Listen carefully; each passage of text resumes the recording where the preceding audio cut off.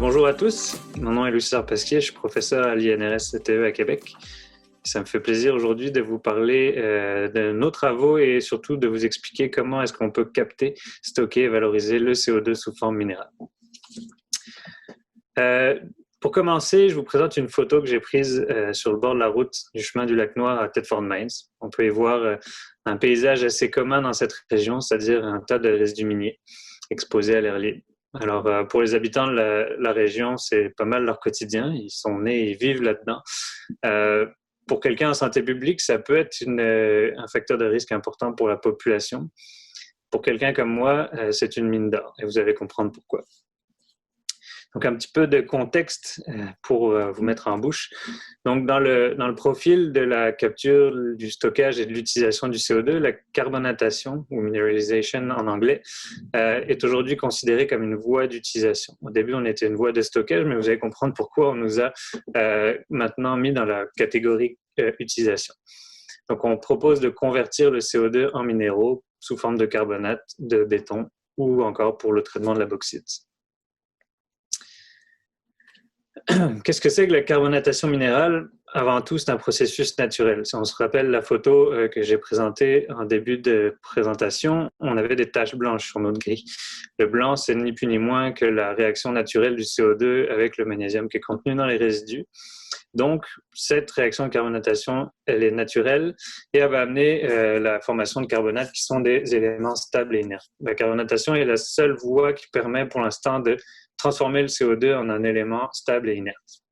C'est un processus qui est spontané, exothermique et qui peut s'appliquer à une large gamme de matières premières, on va le voir. Donc, en résumé, pour les non-chimistes, on prend des silicates ou des oxydes de magnésium, de calcium ou de fer qu'on fait réagir avec le CO2, on obtient le carbonate associé. Bon, malheureusement, le tableau n'est pas aussi rose et parfait que ça pourrait en avoir l'air et je vais être honnête avec vous, il y a des inconvénients et des enjeux qui sont notamment la cinétique lente de cette réaction. La réaction naturelle qui se passe avec les résidus prend plusieurs centaines d'années avant d'arriver à son bout. C'est moins intéressant d'un point de vue technologique. Donc, c'est sûr que l'accélération de la cinétique de la réaction est un besoin important au niveau énergétique, notamment par rapport au pré-traitement de la matière première dans le but de l'accélérer, donc cette réaction. Et aussi un élément, on va le voir aussi, la quantité de matière première est assez importante. Au niveau des différentes approches, on distingue la carbonatation directe de la carbonatation indirecte. Au niveau direct, le plus simple, on fait la réaction entre le matériel et le gaz directement sans eau. Malheureusement, c'est pas forcément si efficace que cela et c'est assez compliqué à mettre en place. Ça fonctionne beaucoup mieux quand on utilise de l'eau, donc sous forme aqueuse, où là, on a seulement besoin de pré-traitement. Un des enjeux, c'est d'aller chercher le cation divalent, donc le magnésium, le calcium ou le fer. Donc, la méthode indirecte permet d'aller accélérer ou du moins d'augmenter le taux de récupération de ces éléments-là en utilisant essentiellement des acides, des sels ou des bases. Dans la plupart des cas, il y a des choses intéressantes qui se sont faites. Malheureusement, il y a beaucoup de coûts associés à la récupération des réactifs qui sont mis en jeu. Puis c'est là tout l'enjeu de cette carbonatation dite indirecte. Mais globalement, ça vous montre un peu la diversité des travaux qui ont été faits dans le domaine et des différentes approches qui s'offrent à nous en matière de réduction de CO2 par carbonatation. Au niveau des marchés, c'est un élément très important, mais je vous dirais que le gros avantage de la carbonatation, c'est que avec des efforts relativement limités, on peut aller chercher 70% du potentiel mondial d'utilisation du CO2 dans le domaine des agrégats et du béton. Donc, c'est pas indéniable et c'est quand même assez intéressant, d'autant plus que ces marchés existent déjà. On n'a pas besoin d'aller vers des choses vraiment trop compliquées pour y arriver. Et puis, d'un point de vue revenu, c'est aussi assez intéressant à mentionner. On parle de 550 milliards de dollars de revenus annuels avec juste la production d'agrégats et de ciment à partir du CO2. Au niveau des technologies, on a ici une belle figure qui nous présente en fait les différentes compagnies qui proposent des technologies diverses et variées de carbonatation. Puis une de celles qui est en avant de la meute s'appelle Carbon Cure Technologies. Et Carbon Cure, c'est une compagnie canadienne. Ça a débuté à McGill. Aujourd'hui, c'est à Halifax. Carbon Cure, construit des bâtiments partout en Amérique du Nord en utilisant le CO2 comme élément durcissant du béton. Dans le terme Solidia, ici, c'est une technologie qui a été mise en place aux États-Unis. C'est pour l'armée américaine qui construit des murs pour protéger ses bases sur le terrain et qui avait besoin d'une technologie qui permet de solidifier plus rapidement le béton. Au niveau des technologies qui ont quand même un bon potentiel, mais qui vont se voir applicables dans un plus long terme, il y a encore là toute une panoplie de solutions. Donc, c'est quand même assez intéressant de voir qu'il y a une variabilité au niveau des applications et au niveau de l'applicabilité en termes de court, moyen et long terme. Bon, passons maintenant aux choses sérieuses. Pourquoi est-ce que la carbonatation minérale est une approche intéressante au Québec?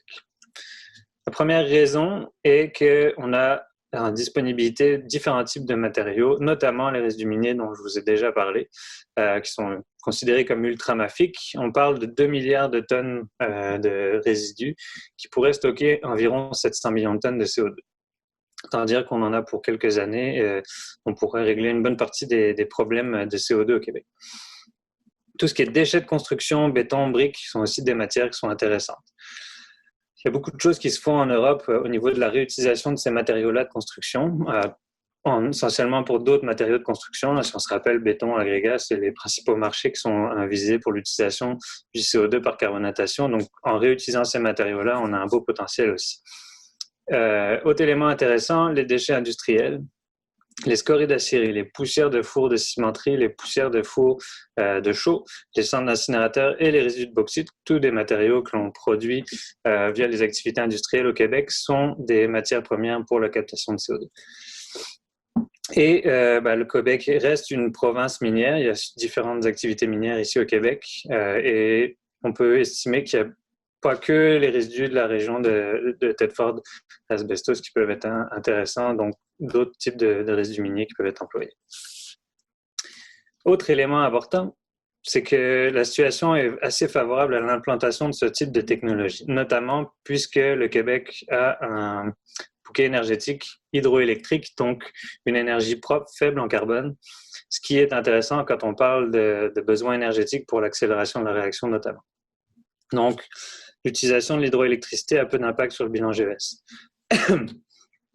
On a également, si on se rappelle au niveau des sources de matières premières, un élément intéressant qui est la proximité entre les sources de CO2 et les matières premières. Une aciérie est un grand émetteur de CO2, va générer des scories sur le même site industriel. Donc la synergie entre les deux peut permettre de limiter les transports. Si le transport est requis, le Québec a encore quelques rails. Arrêtez de les détruire, construisons plus de rails. C'est vraiment intéressant pour transporter des matières et des personnes à faible empreinte carbone. Donc, transporter des matériaux par train est faisable au Québec. Un autre élément intéressant, c'est la voie navigable qu'est le Saint-Laurent. Ça permet de transporter ce matériel-là par bateau. Quand on a des grosses quantités à transporter, comme c'est le cas de la carbonatation, mais on peut utiliser le bateau sans problème. Pour des distances plus courtes, bien sûr, on pourrait envisager le camion. Donc, globalement, ce portrait-là fait qu'il y a de nombreuses possibilités qui sont adaptées aux différentes problématiques, notamment du secteur industriel québécois. Donc, notre approche dans l'équipe de carbonatation industrielle appliquée que je dirige à l'INRS, c'est simple et profitable. On cherche à capter, valoriser, rentabiliser le CO2 en utilisant des déchets alcalins qu'on fait réagir directement sans unité de capture. Donc, on capte ou du moins on traite le gaz directement sans capture préalable et on réutilise le CO2 en proposant des produits à haute valeur ajoutée sous forme de carbonate ou de matériaux inertes. Depuis 2012, à l'époque, j'étais étudiant au doctorat, mais depuis, on continue de travailler fort sur ce domaine-là. On a différents travaux qui ont été réalisés à l'échelle laboratoire, notamment avec des réacteurs de 300 millilitres et 4 litres, notamment sur les résidus miniers, donc les serpentines, qui sont les matériaux dont je vous parle depuis un petit bout de temps, ou la fayalite, qui est une olivine ferreuse. On travaille aussi sur le béton usé, on travaille avec les scories d'aciérie avec d'autres partenaires comme le CTTI à Sorel, les résidus de bauxite avec Rio Tinto Aluminium, et on a aussi eu l'occasion de mettre le nez dans les poussières de fours de cimenterie et fours à chaud. Tous nos travaux laboratoires sont faits en utilisant des gaz simulés. On a la capacité de simuler les différents types de gaz industriels qu'on va retrouver. Un gaz d'une cimenterie n'est pas le même que celui d'une aluminerie. Et on peut donc varier le pourcentage de CO2 pour répondre, ou du moins pour simuler le gaz en question. On ne travaille pas uniquement avec le CO2, on s'intéresse aussi au SO2 dans nos réactions pour en fait jumeler la capacité de traitement. Quand ça vaut la peine, rapidement, on met le nez dans les analyses technico-économiques pour vraiment développer notre technologie ou notre approche technologique pour qu'elle soit rentable. Donc, on introduit assez rapidement l'analyse technico-économique, même s'il y a une grosse variation ou une certaine variabilité. La granulation est un élément assez intéressant aussi de carbonatation. Ça permet d'augmenter le spectre de valorisation des matières avec lesquelles on travaille et en même temps de capter le CO2. Fait que c'est des approches qu'on utilise également dans nos laboratoires.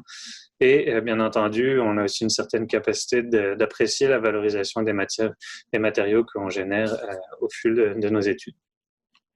Également des moyens à l'échelle pilote avec un réacteur de 18 litres qui nous a entre autres permis de tester notre procédé serpentine pendant une année à la cimenterie de Joliette. À l'époque, c'était Holcim. On a également travaillé sur le béton et les scories avec ce réacteur-là. Et enfin, un peu plus récemment, on a maintenant une installation de prototype avec 3 réacteurs de 400 litres qui nous permet donc de démontrer la carbonatation à plus grande échelle de manière continue. Et tout ça est possible grâce au partenariat avec Sigma DevTech, Eco2 Magnesia et les financements du CRITEM et du CRSHA.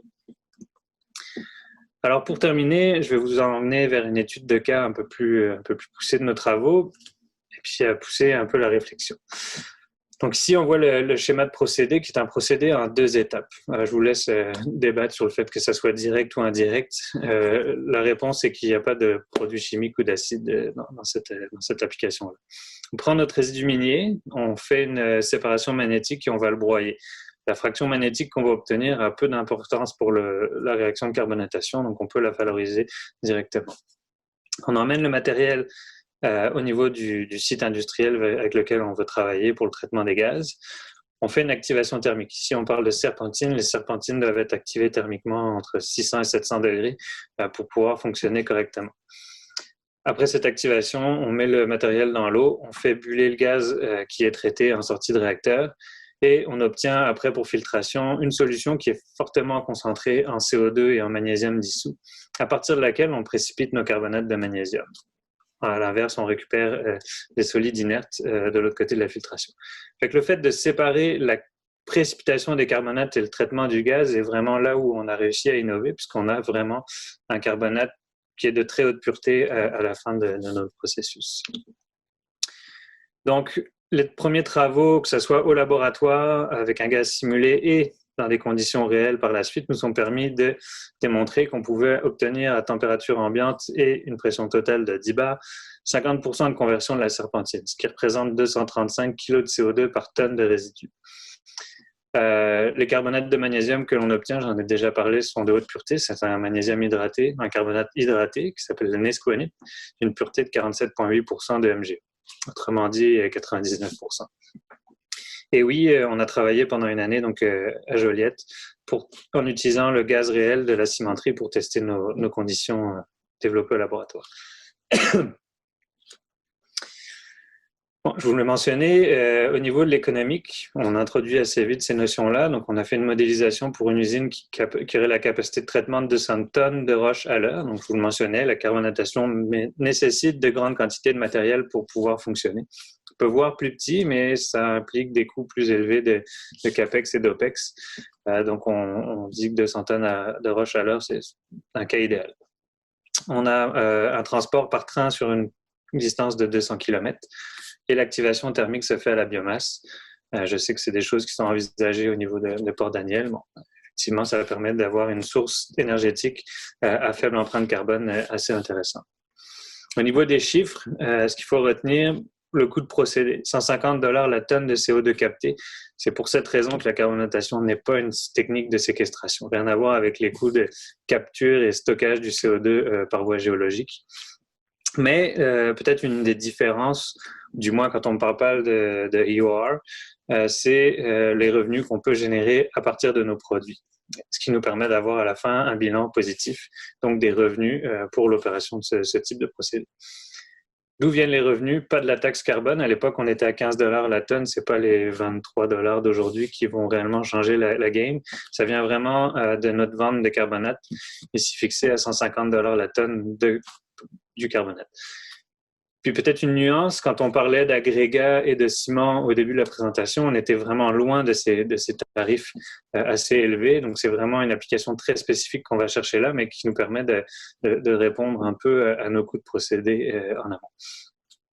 Période de retour sur investissement, 2 années, 2,32 années et 350 000 tonnes de CO2 captées par année. Ça, c'est la quantité de CO2 qui est réellement captée en enlevant les émissions associées au transport, l'activation thermique, etc., etc.